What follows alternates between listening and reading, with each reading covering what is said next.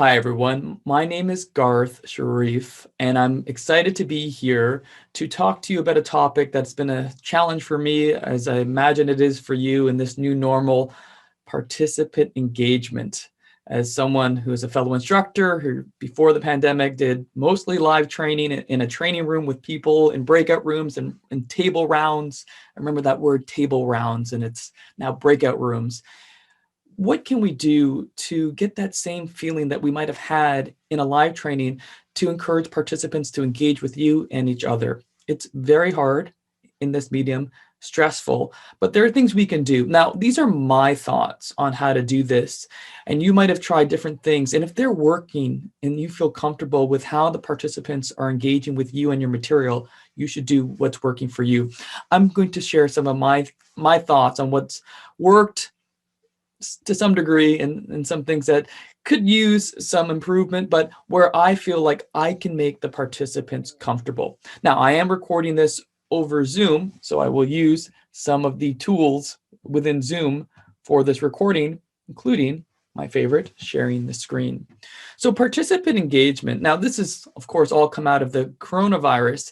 And participants are also still getting used to how to engage with you and your material in this mode.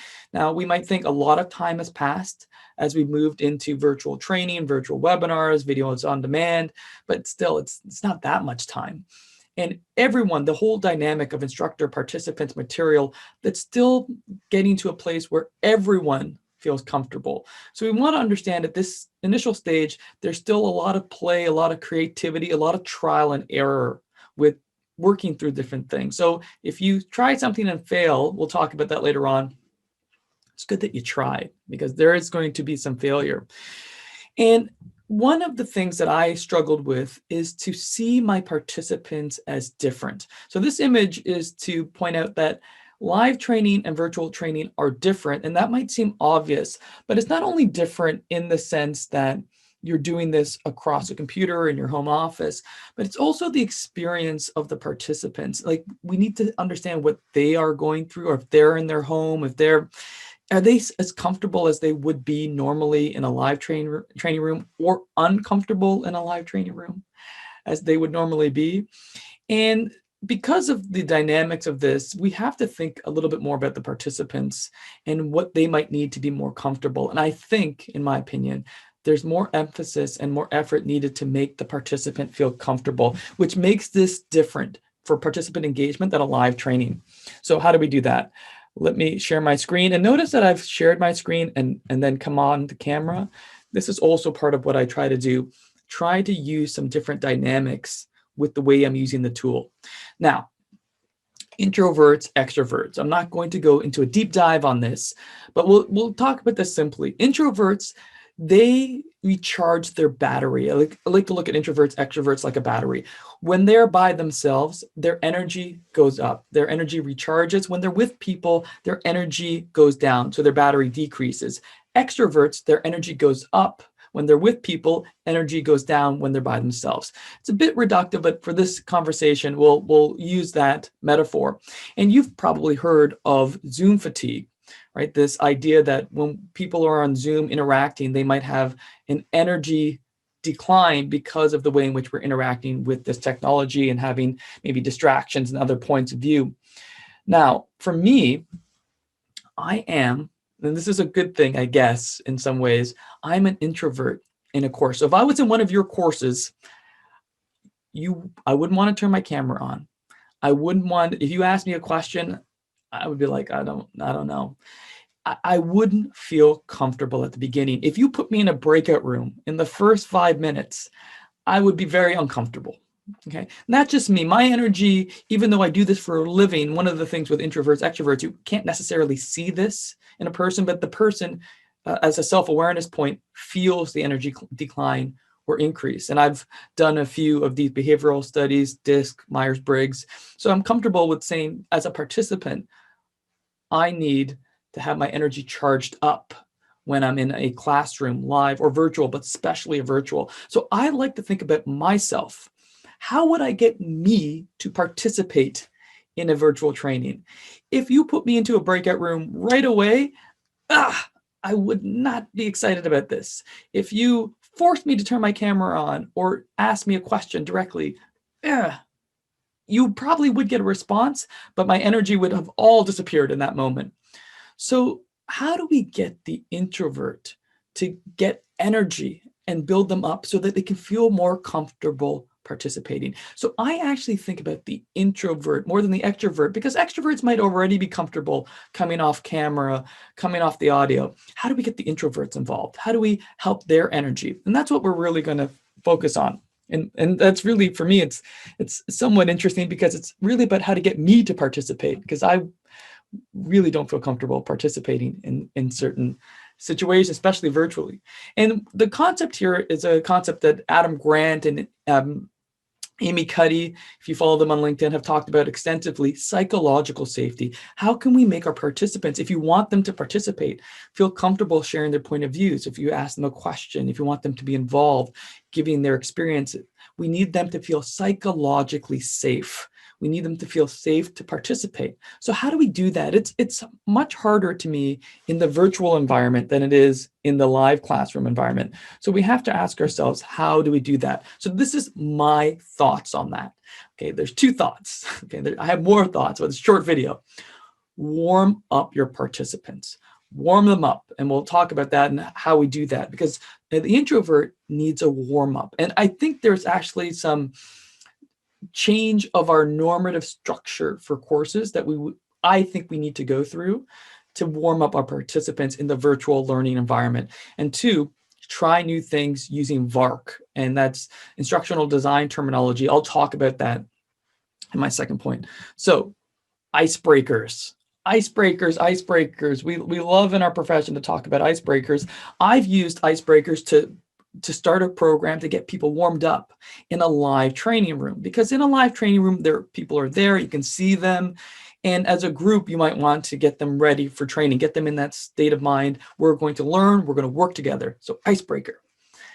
In the virtual setting, and then icebreaker is generally something we do at the beginning of a program. In the virtual setting, I'm thinking about myself. If you ask me right away with my computer to get involved in an icebreaker where I have to really jump in, my energy is going to just drop right down. I'm going to already hear icebreaker and I'm going to go, I'm already tired.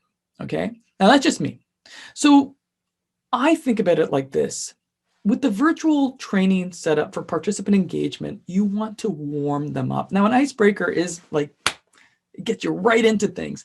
But in this setting, I think you want to ease people in, get them comfortable so they will interact with you, and also use all of the amazing tools that Zoom, for example, has to offer. So how do we get them, someone like myself who wouldn't necessarily participate, how do we get them to feel comfortable so that we can raise psychological safety and people feel more comfortable to participate?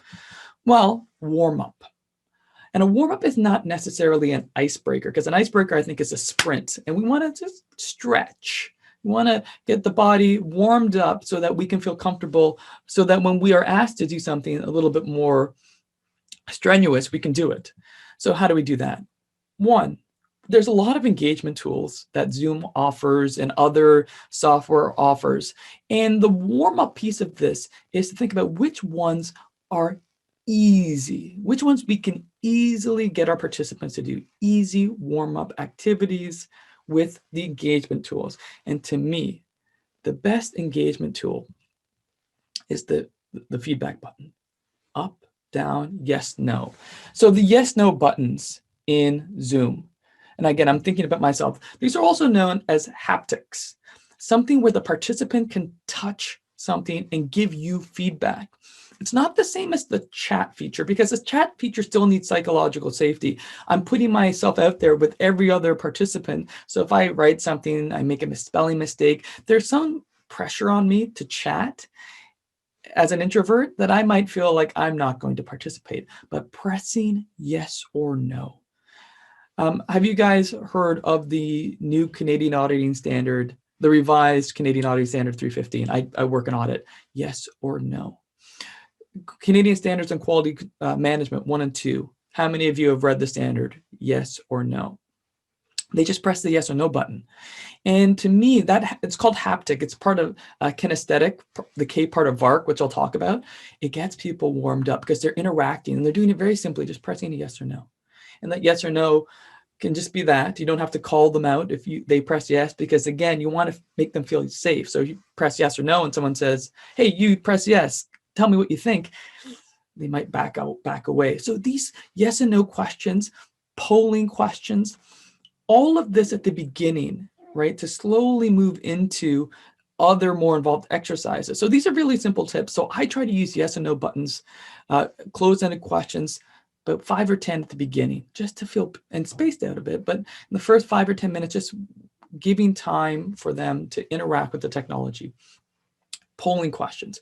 So I try not to put people into breakout rooms at the beginning, because breakout rooms is like jumping into an ice cold pool of water. For some people, it's going to be, oh my gosh, breakout room. So you want to warm them up. So to me, haptics, getting them to press simple questions, simple yes, no. You also get feedback. So yes, no buttons, feedback buttons. There you go. That would warm me up. Now there's more that I can say to this, but we're just going to keep this short. I might not be so short right now. I'm trying to time myself here, but the other part to this, so number one, using something to warm up the participants in a very simple way. Number two, using instructional design and playing with the instructional design of your program. And I really do want to stress play: visual, auditory, reading, kinesthetic. The more that you can get the participants involved in who you are, just like you would in a live classroom, because if you can make people comfortable in a live classroom, you can make them comfortable in a virtual setting, but you might not be able to use some of the tools that you would normally use that are strengths to you as an instructor, like your movement, your ability to just sense how the room is. It's harder here. So you're going to have to use some pedagogy or instructional design. And you want to play around with this, because the more you can kind of get the energy up with using what's referred to as different modalities, if you move between these, you're helping the introverts' energy come up so that they're feeling more energy. And you've already done the feedback, yes, no, haptics. They're feeling safer to interact. And then when you get them into that maybe a little bit more engaged activity, they're ready. So visual, right now you're reading and you're watching, but you might just want to hear me. I might have something very important to say. So taking yourself off the screen share and having the video on you, and knowing when you're going to do that, and actually writing it down in your preparation notes. The other thing is, I think it's a lot more preparation for virtual training than live training. So if you're going to show a slide and it's going to be something they want people to read, you should do this. And I have not lost my technology. Mute yourself. Let them read. Let them see you. Tell a story. All of these things are very powerful, even in live training, but to me, they're more. So visual, storytelling. I use images over words.